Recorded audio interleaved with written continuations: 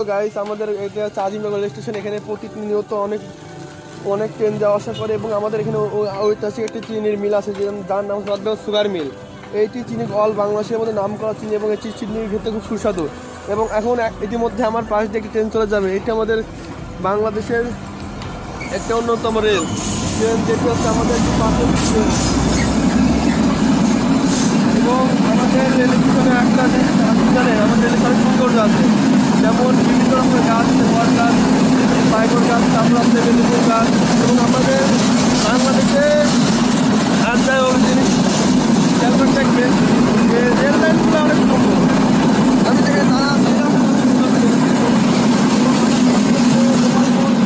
পৌর রেলের গেট এবং সামনে আমাদের ঐতিহাসিক বাজার আছে। আর যাই হোক একটা জিনিস মনে রাখবেন, শীতের সকালে একটা অনুভূতি আছে, যে অনুভূতিতে ঠান্ডা অবস্থাতে আপনি যখন অনুভব করবেন চোখ বন্ধ করে, তখন দেখবেন শরীরটা অনেক হালকা লাগে। আর যাই হোক একটা জিনিস খেয়াল করবেন যে শীতের মধ্যে আপনারা কেউ বের হবেন না, তাহলে কিন্তু ঠান্ডাতে আপনারা জ্বর লেগে যাবেন। আচ্ছা।